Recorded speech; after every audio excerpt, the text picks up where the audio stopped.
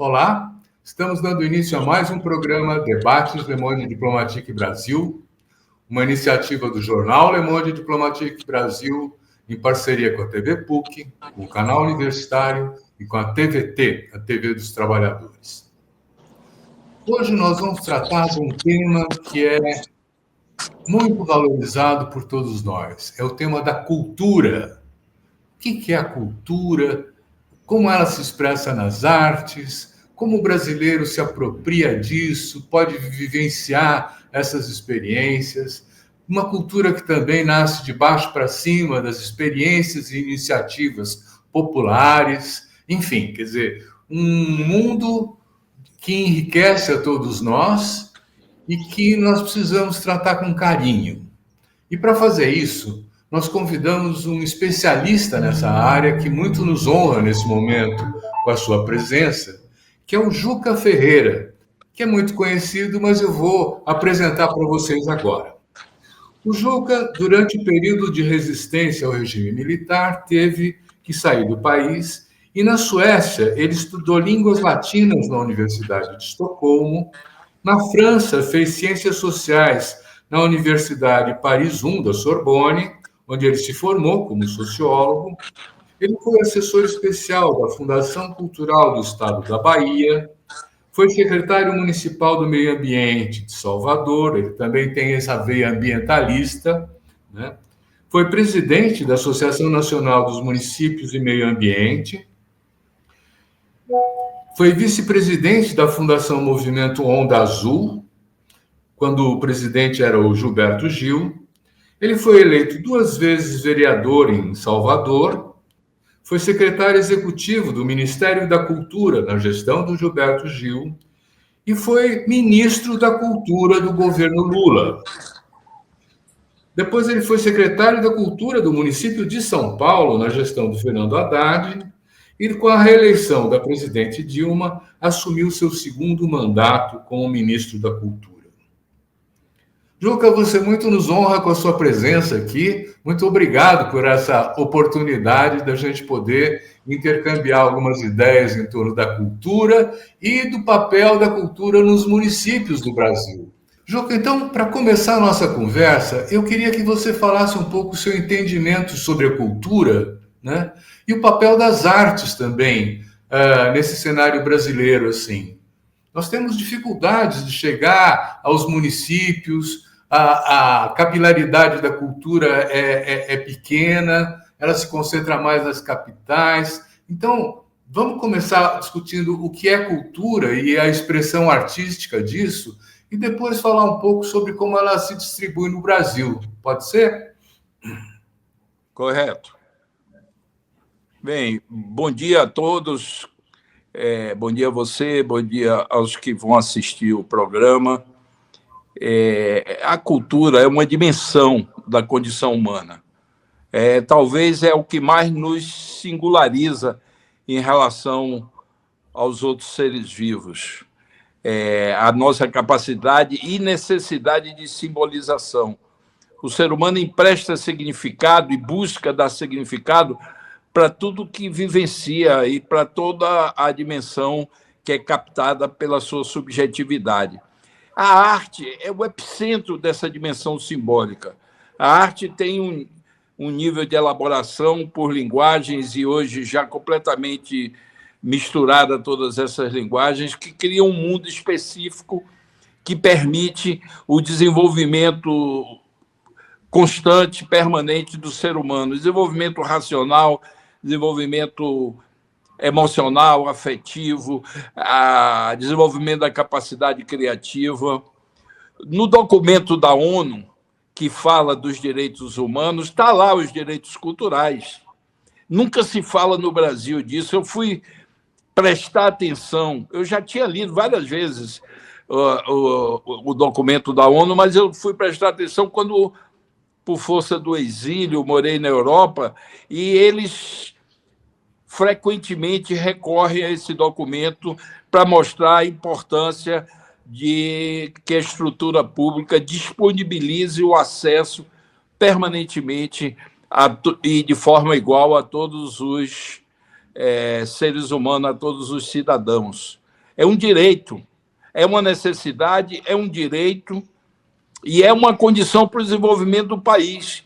Eu não acredito que o Brasil enfrente suas mazelas e viva um processo de desenvolvimento no século XXI sem garantirmos o desenvolvimento cultural do país. Se não houver esse desenvolvimento cultural do país, a gente fica meio perneta, mesmo com a economia se desenvolvendo, o país não se consolida, sua estrutura social não se desenvolve e, evidentemente, a qualidade de vida e o conforto das pessoas será sempre precário.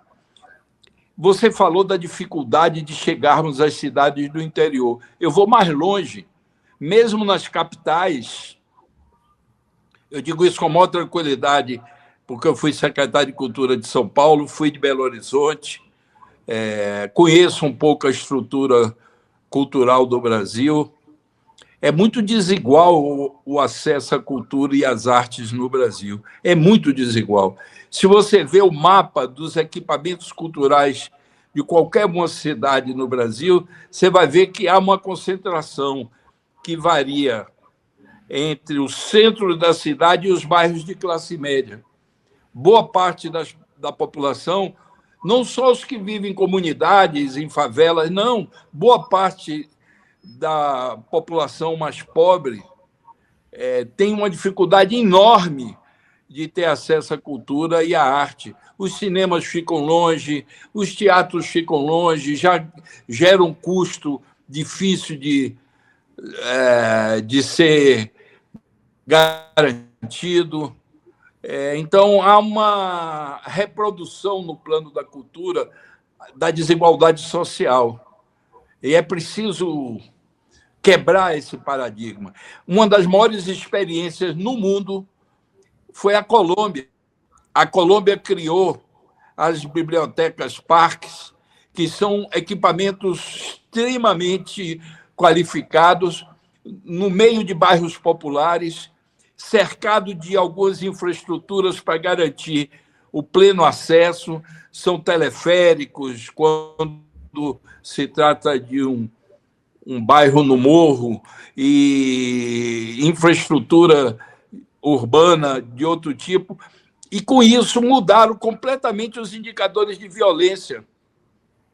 Medellín e outras capitais, e hoje já se espalhou esse modelo, já se espalhou. Eu vi no Chile uma biblioteca desse tipo, inspirada na Colômbia, onde tinha, além da biblioteca propriamente dita, tinha áreas de leitura onde as pessoas podiam deitar em almofadas no chão para ler, podiam conversar, podiam se beijar. A diretora da biblioteca me disse: essa é a única biblioteca do mundo que não é proibido se beijar, as pessoas podem conversar, porque tem uma área para isso, uma espécie de socialização das pessoas através da arte e da cultura. Tinha uma área de cursos, curso de cinema, e para participar do curso, as pessoas tinham que ler as bibliografias indicadas pelos monitores e professores. Então, a dinâmica cultural em países como a Colômbia, o Brasil, eu diria os países periféricos, é preciso ter muita criatividade para até conceber novos tipos de equipamentos culturais para satisfazer as necessidades das pessoas. Você tem que atrair as pessoas para a prática cultural, porque em casa não tem, em casa ninguém lê, no ambiente social mais amplo, a vida cultural é praticamente restrita à TV aberta e agora com a internet um outro acesso, mas, em geral, para um tipo de cultura que é para matar o tempo. Não é uma cultura que enriqueça, que gere complexidade, que gere subjetividades complexas. Então, é preciso políticas públicas para trabalhar isso. E a distribuição geográfica dos equipamentos tem que ser muito bem pensada, como parte do planejamento urbano de uma cidade. Onde você instala o equipamento, que tipo de equipamento. quando eu estou falando equipamento, tem uma diversidade enorme. Tem teatro, tem centro cultural, tem biblioteca, tem... pelo Brasil afora, você encontra uma quantidade e uma variedade muito grande desses equipamentos. E alguns funcionando muito bem, inclusive no interior. Por exemplo, não podemos subestimar a importância cultural das filarmônicas, que, em geral, têm suas sedes e que ali as pessoas têm o primeiro acesso à música, a música mais elaborada, acesso à linguagem musical. Eu vi também na região amazônica bibliotecas comunitárias importantes. Vi em Pernambuco, que me emocionou profundamente, uma escola de música para a juventude rural. Fica numa cidade próxima a uma densidade de fazendas, e os jovens saem uma determinada hora, eu não me lembro exatamente, 4 horas, 5 horas do trabalho, e, por livre e espontânea vontade, vão correndo para essa escola de música, aprender a tocar violino, contrabaixo, saxofone, e fazem parte de uma orquestra. Eu fiquei muito emocionado porque eles se apresentaram para mim. E, à primeira vista, você diz, não, os caras são lavradores, passam o dia no campo, qualquer coisa que vier já é positivo. Mas não foi qualquer coisa, não. Tinha uma qualidade musical extremamente sofisticada, porque o maestro que dirigia a experiência era um camarada muito exigente, muito zeloso e com uma capacidade enorme de motivação para desenvolver a capacidade de cognição musical. Então, os equipamentos são instrumentos de intensificar e qualificar os fluxos culturais. Uma vez eu disse isso para Lula e até hoje ele brinca com isso. Diz, Juca veio me falar de um tal de fluxos culturais. Ele sabe o que é, porque a gente conversou e desdobrou a conversa, mas ele achou estranho. Mas é uma linguagem que é necessária compreender para a gente não cair na mistificação do equipamento. O camarada, eu me esqueço agora o nome dele, que desenhava o dinheiro no Brasil, foi um dos primeiros caras a propor a criação do Ministério da Cultura. Ainda era governo Figueiredo, era no final da ditadura, o início da redemocratização. Ele iniciou um processo de reflexão para a necessidade de criar um Ministério da Cultura para intensificar o trabalho de qualificar a cultura brasileira, de democratizá-la.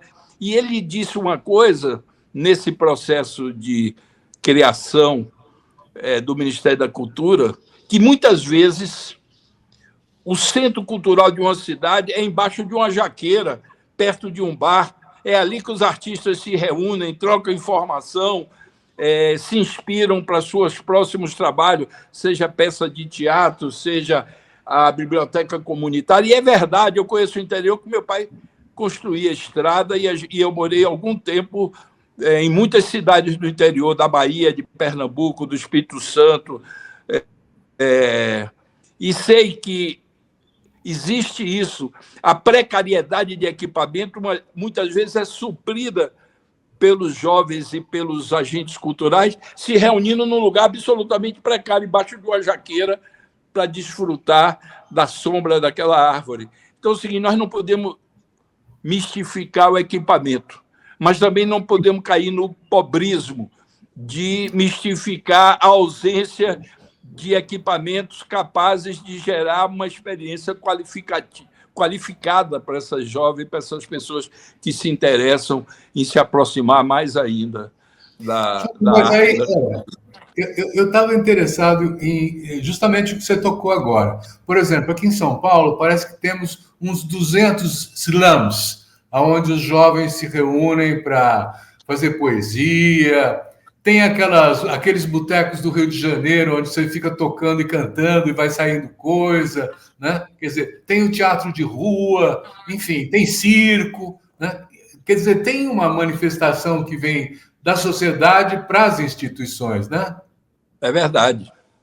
E isso que você disse, aí em São Paulo, eu fui nessas atividades durante a noite e fiquei impressionado com a qualidade da produção cultural periférica. Música, teatro, poesia. Agora, sem a capacidade de ampliação por falta de equipamento. Então, eu não quero nem mistificar, nem subestimar a importância do poder público criar espaços qualificados para o desenvolvimento dessas experiências estéticas a mais ampla possível. Outra coisa, eu descobri em São Paulo algo que eu já tinha percebido no Nordeste, mas em São Paulo com a intensidade maior. Quase toda família pobre quer que seu filho estude um instrumento musical, que sua filha aprenda a tocar piano. E nós tínhamos um curso muito bom, eu encontrei quando fui secretário de Cultura de São Paulo, no Teatro Municipal de São Paulo. Era um curso de formação, tinha na área de dança e tinha na área de música, mas era no centro da cidade, ali onde fica o Teatro Municipal, na sede do Teatro Municipal. Então, a dificuldade da população pobre, periférica, ter acesso a esse curso, nós começamos a criar um sistema de que aquele curso pudesse ser dado em equipamentos públicos ou com finalidade pública em várias áreas da cidade. Nós não conseguimos atender nem 10% da demanda. As filas eram enormes. O grande mérito é que a gente quebrou o monopólio de só pessoas que tinham uma certa condição social e os filhos dos pobres começaram a ter algum acesso. Mas é preciso pensar intensamente que é o objetivo, eu acho que é dessa nossa conversa, é mostrar de que é preciso tratar com a maior seriedade as políticas públicas culturais, tanto no sentido de qualificar essa dimensão simbólica, de atender às demandas para os criadores, mas também no sentido de ampliação de acesso. E isso, os equipamentos culturais são fundamentais, principalmente quando eles são bem constituídos, bem pensados e inseridos no território da cidade, no lugar correto, para cumprir plenamente sua função. São Paulo tem os céus, que é uma experiência de repercussão internacional. Eu já tive em debate na Europa, onde se falou dos céus como equipamentos extremamente positivos. Nós criamos também, quando criamos uma política de cinema em São Paulo, nós criamos os cines quase todos nos céus, mas também em centros culturais, cinemas populares de extrema qualidade, na época dos melhores projetores que nós tínhamos em São Paulo e no Brasil. E conseguimos uma aderência de público popular, assistindo filme brasileiro e assistindo filme de qualidade. Então, infelizmente, a partir do governo Bolsonaro, houve uma certa queda no Brasil da importância da cultura. Passou-se a se falar menos na cultura, passou-se a dar menos importância, e isso afetou o conjunto da sociedade, inclusive nossa família política também. De alguma maneira, houve uma queda de importância da cultura que vinha desde a redemocratização, assumindo cada dia mais uma dimensão, essa dimensão que eu estou dizendo, de um direito e uma necessidade básica da população. É preciso retomar esse caminho, é preciso ampliar os investimentos, é preciso melhorar, qualificar o planejamento e, dentro desse processo global, para que a gente não mistifique e isole, pensar em equipamentos que satisfaçam, de fato, as necessidades de uma boa política cultural. Como é que a gente enfrenta essa questão da invasão, vamos dizer assim, desses enlatados, desses projetos assim, que são a cultura norte-americana que é difundida para nós, né? Eu acho que a maneira que tem é ter uma política para o cinema brasileiro. Nós estamos numa luta gigantesca para regular o streaming no Brasil, porque a partir da pandemia da Covid, o stream, essa possibilidade de você demandar numa rede que quer assistir um filme e assistir onde você estiver, em casa, onde for, ela cresceu muito de importância, passou a ser a principal frente econômica e de acesso ao cinema, disparado. Eu não subestimo as salas de exibição, porque elas têm uma magia que é importante manter, até para qualificar o ambiente social.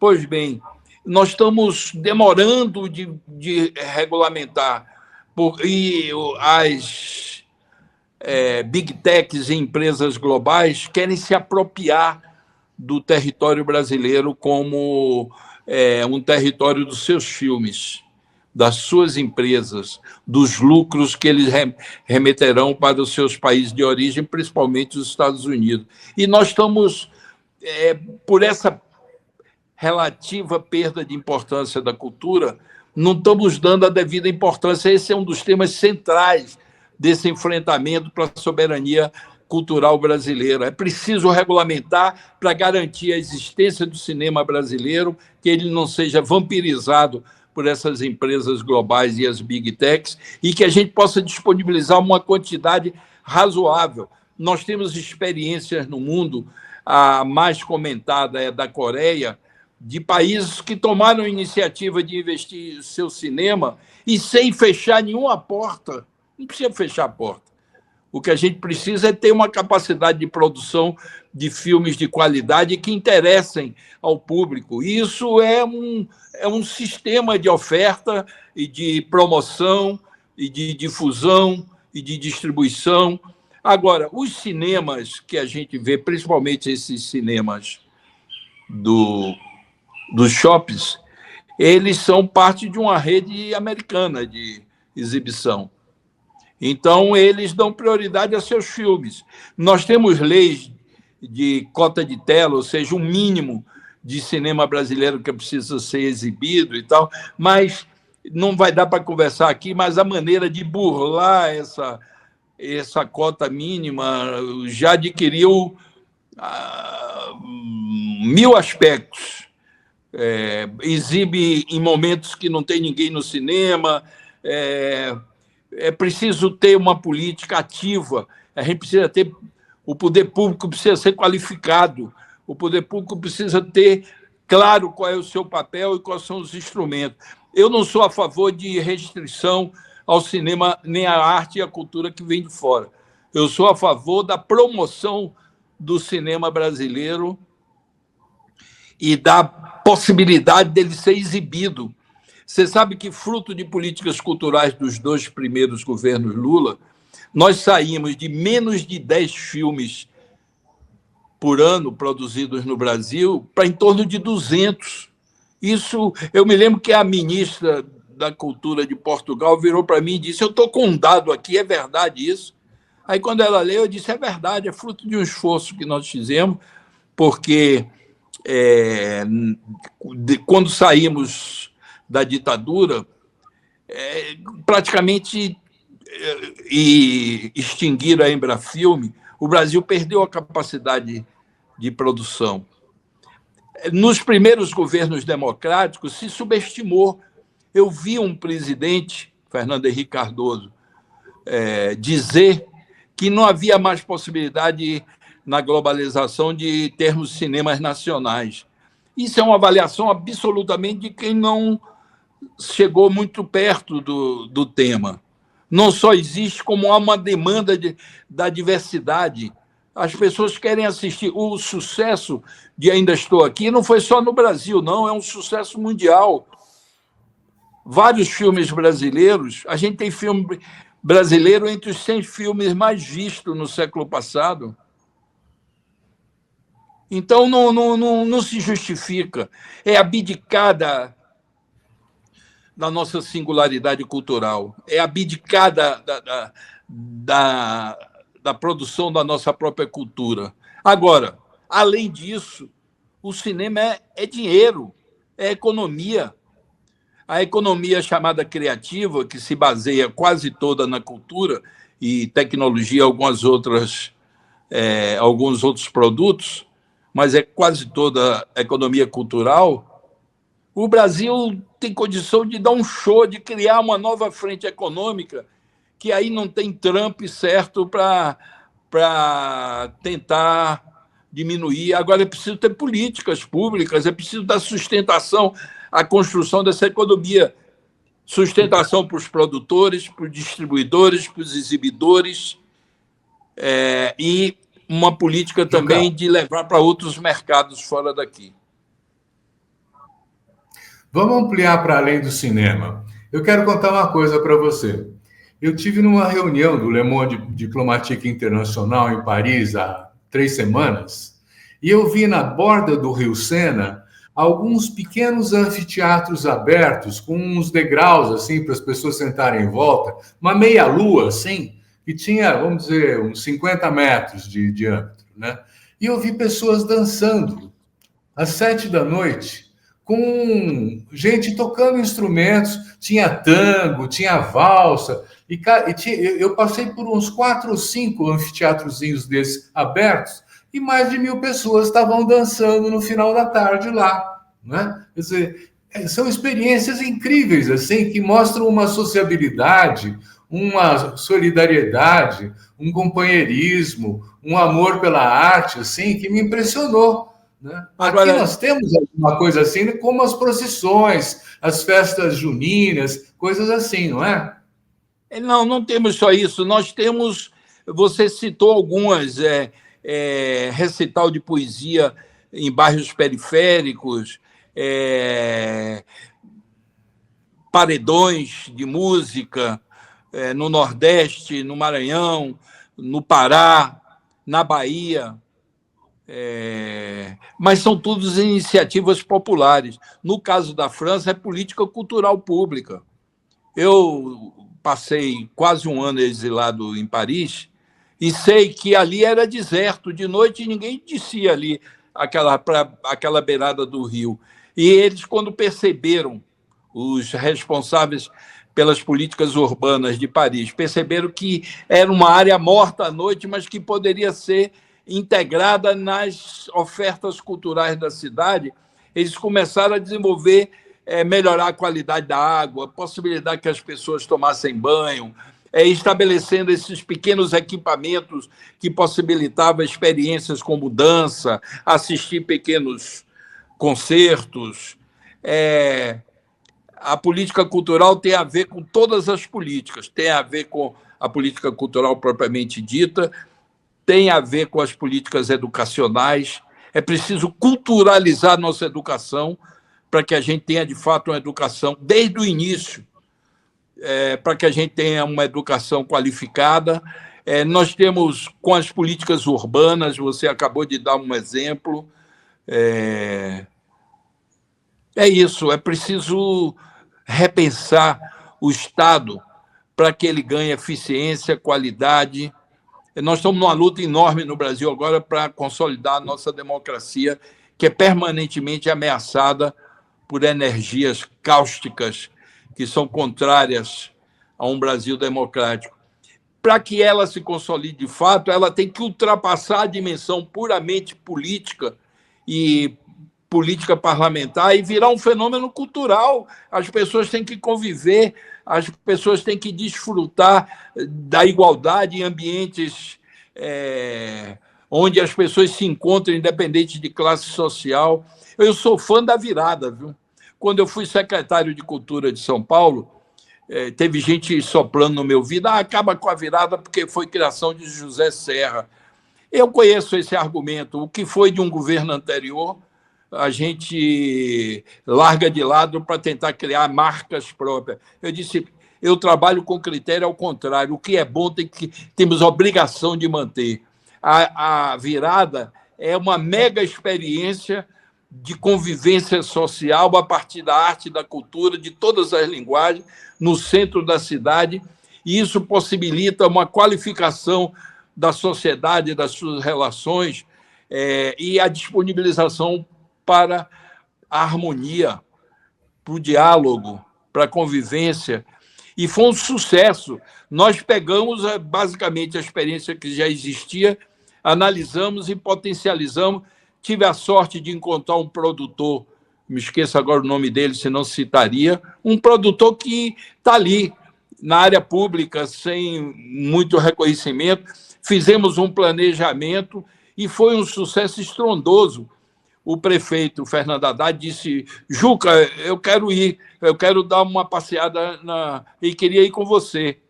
Aí eu fui levando de um palco que Daniela Mercury tinha acabado de cantar e me dirigindo para um palco de dança. No meio apareceu um som primoroso. Era Stanley Jordan tocando numa esquina do centro de São Paulo, com mais ou menos 2.000 pessoas assistindo. Isso é impagável como experiência de urbana, isso é impagável como qualificação da cidade, isso da paz, da harmonia, da convivência social, da possibilidade dos cidadãos e cidadãs de uma mesma cidade conviverem a partir da prática prazerosa da cultura. Então, tem muita coisa, tem muita coisa. Eu acho que quem não vê é o poder público, mas tem muita coisa que a sociedade cria. Aqueles recitais de poesia, eu fui em vários. É genial. Eu me emocionei em ver alguns poetas de extrema qualidade, morador do bairro periférico, apresentando sua obra, e as pessoas, vizinhos, aplaudindo. Teve um dia que eu tive um cujo tema era o amor e sua frustração. Aparecia poesia de mulheres que eram maltratadas pelos maridos, apesar de haver uma carga afetiva na relação. As mulheres decodificando essa experiência complexa que é amar numa sociedade hegemonizada pelo machismo. O povo brasileiro é um dos mais criativos. A possibilidade da gente para o desenvolvimento cultural é enorme. O Brasil sempre descuidou disso. 100 anos depois da Argentina, a Argentina só não, Uruguai, vários países latino-americanos terem criado suas universidades, só 100 anos depois o Brasil foi criar a primeira universidade brasileira. Nós sempre descuidamos disso. A elite brasileira é muito... Como é que eu digo um termo assim aceitável? É cruel com o povo brasileiro. Não tem o menor carinho, a menor sensibilidade para garantir qualidade de vida para os trabalhadores e para a população em geral. Quando eu cheguei em São Paulo, eu me choquei um pouco. Eu sou baiano. E na Bahia, a alegria, a cultura está presente em toda a estrutura social. Eu cheguei em São Paulo e tinha uma máxima que era São Paulo, cidade do trabalho. Era uma glorificação da escravização das pessoas que vivem do seu trabalho, como se a cidade só fosse capaz de o cara trabalha, vai para casa recuperar a energia e para no outro dia de manhã vender sua força de trabalho. Não. Essa cidade tem que ter alegria, tem que ter música, as pessoas têm que frequentar as praças têm que ter possibilidade de práticas culturais, e nós começamos a ensaiar isso. Foi um sucesso também, o reconhecimento dessa política de arte e cultura na rua, mesmo sem equipamento, mesmo com pouquíssima coisa. A gente está falando cidade, mas o campo também. Tem muita atividade cultural no campo, principalmente onde tem assentamento, onde tem sindicato rural. Eles começam a demandar uma vida com mais qualidade, não é só vender a força de trabalho. Então, isso é parte da consolidação da democracia no Brasil. Democracia é votar, democracia é parlamento, democracia é a possibilidade da população interferir nas políticas, mas democracia também é convivência, é cidades acessíveis, é equipamentos culturais que sejam disponibilizados. E me esqueci de dizer uma coisa de São Paulo. O SESC de São Paulo é uma grande experiência com esses equipamentos culturais, é uma grande experiência. Eu vi trabalhadores pobres assistindo peça de teatro, assistindo músicos de boa qualidade, assistindo exposições. A experiência do SESC de São Paulo com a cultura é primorosa. Eu também então, acho. A gente tem experiências dispersas, houve uma queda, é preciso retomar a cultura como uma dimensão da vida social, como um direito e como uma necessidade. Isso é fundamental. De todos. De todos. Na verdade, quando a gente fala assim, eu me lembro daquela frase do Goebbels, né? Quando ouço falar em cultura, põe a mão no revólver. Né? E, de fato, o Trump acabou agora com o Ministério da Cultura também, né? Quer dizer, e a cultura traz um tipo de percepção que sem ela a gente não tem, não é verdade? A primeira de todas é a identidade. Você se sentir pertencente a uma sociedade, é preciso que essa sociedade crie sua dimensão simbólica que abarque todos.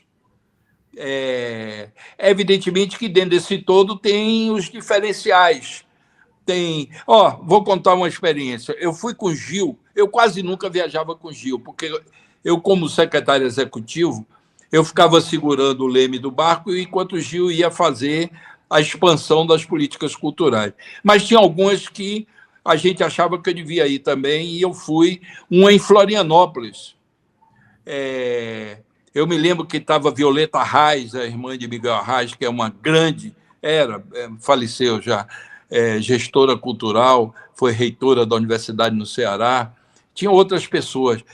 E nós estávamos fazendo audiência pública, Gil gostava de fazer audiência pública, ouvir as demandas. E apareceu um cara louro, tão louro que o cabelo era quase branco. E olha que eu sou baiano, sou acostumado com outra composição étnica. Aí o camarada disse o seguinte: ministro Gil, eu sou da terceira geração de finlandeses que colonizaram uma região aqui do estado. E nós temos atividades culturais. Nós não temos acesso ao financiamento público, porque dizem que não são brasileiras. Como não são brasileiras? Se eu sou brasileiro, meu pai é brasileiro, o Brasil é feito de uma multiplicidade de matrizes culturais africanas, indígenas, portuguesas, alemãs, italianas. Quase todo mundo está aqui no Brasil. Por que essa discriminação? Eu olhei para Gil emocionado, com a lágrima já querendo correr, porque é a realização de uma dimensão. O cara está reivindicando ser brasileiro, ele se sente pertencente. Outra coisa, eu tive no Oeste brasileiro, numa cidade que 80% são ucranianos que colonizaram a região. Aí eu pedi uma reunião com a juventude. Os caras, metade dos jovens, vestidos como ucranianos vestem, aquelas roupas de camponeses do leste europeu. Aí eu perguntei: vocês se sentem brasileiros ou ucranianos? Nós somos brasileiros, de origem ucraniana. Quase todos responderam a mesma coisa. Eu disse: que música vocês gostam? Era axé da Bahia, era hip hop, era o que os jovens em geral gostam. E temos também uma música que é da origem ucraniana. Ou seja, o Brasil pode vir a ser um país importante no mundo pela possibilidade de convivência positiva e harmoniosa. A gente precisa enfrentar o racismo. Para não falar do Olodum, né? Sem falar do Olodum. Para não falar do o Ilhaê, o Muzenza, os blocos afros e afoxés da Bahia, sem falar nos maracatus de Pernambuco e do Maranhão e de outros estados ali, sem falar das escolas de samba do Rio de Janeiro, que ultrapassam o significado da origem grupal e passam a ser equipamentos culturais desenvolvendo arte e cultura de toda a sociedade. Qual é o carioca que não se identifica com a escola de samba? Ele pode ser próximo de Mangueira, pode ser próximo de Portela, de uma escola de samba qualquer, mas o sentimento de orgulho e de pertencimento que é constituído a partir da experiência das escolas de samba das suas músicas, da dança, do desfile, como são os blocos afros e afoxés na Bahia, como são os maracatus em alguns estados do Nordeste, como são as quadrilhas de São João, como é lá no Amapá, aquela disputa dos bois, como é em algumas cidades do Nordeste, que tem 2, 3 filarmônicas. Tem uma cidade na Bahia, uma das mais tradicionais, que foi importantíssimo para a independência do Brasil, porque ali houve luta, de fato, e engajamento da população, de indígenas, de escravizados, que é Cachoeira. Tem, se não me engano, 3 filarmônicas. A paixão por aquelas filarmônicas é tão grande. Um dia eu estava andando na rua em Cachoeira, quando eu era ministro, com algumas pessoas, aí percebi que 2 ou 3 que estavam comigo mudaram de passeio. Aí eu perguntei, por que vocês mudaram de passeio? Porque essa filarmônica aí é adversária da filarmônica que eu me sinto identificado, então eu não gosto de passar nem no passeio. É uma brincadeira que eles têm de disputa, como tem nos times de futebol. O que eu quero dizer é o seguinte: a estrutura cultural no Brasil, a estrutura cultural popular no Brasil é muito complexa, é a base da possibilidade de desenvolvimento cultural do país, desenvolvimento da identidade, desenvolvimento de uma economia forte. Agora é preciso que os poderes públicos e os empresários constituam um ambiente favorável para esse desenvolvimento. Você sabe que boa parte dos músicos no Brasil não tiveram acesso a nenhum estudo, não sabem ler partitura. Eu tive uma experiência incrível. Tem um saxofonista norueguês chamado Jan Garbarek, que passou uns 15 anos sendo considerado o maior saxofonista do mundo. Eu acho. Pois bem, eu fui assistir um show dele num pub, quando eu era exilado na Suécia. E depois do show, eu fui tomar um chopp na bancada do pub. Aí, quando eu olho ele do lado, aí eu disse, Jan Garbarek, eu sou seu fã. Ele perguntou, de que país você é? Eu disse, Brasil. Ele aí brincou comigo. O que é que um brasileiro quer perdendo tempo com um saxofonista norueguês? Vocês têm os melhores músicos do mundo? Vocês têm uma das 3 melhores músicas do mundo? Eu disse, eu sei que nossos músicos e nossa música é primorosa, mas a sua música também é. Ele disse, eu tenho um plano secreto que eu vou lhe confessar. Eu não morro sem tocar com Gismonte, com Milton Nascimento, com Naná Vasconcelos. E não é que o homem, nos anos depois, gravou com todas essas figuras. O reconhecimento da grandeza da música popular brasileira é enorme, é enorme. Existem festivais e festivais de música brasileira na Europa. Eu vi um na Suécia, que é o seguinte, os imitadores do Clube de Esquina de Minas Gerais. Vi um cara completamente louro, cantando igual a Milton Nascimento, como nós fazíamos, mimetizávamos Ray Conniff e outras bandas internacionais, em geral americana. A música brasileira é tão potente que, sem uma máquina industrial por detrás, tem fãs e aderentes no mundo inteiro, tem imitadores. Isso é impressionante e a gente meio que despreza isso. Tem umas correntes ideológicas que querem, inclusive, sufocar essa criatividade brasileira. Eles sentem desconforto, precisam perseguir artistas, perseguir as atividades culturais, criar uma falsa moral que rejeita essa grandeza do nosso país. E isso a gente só corrige isso incrementando mais música, mais dança, mais teatro, mais olodum, mais maracatu, mais escola de samba, mais céus, mais equipamentos.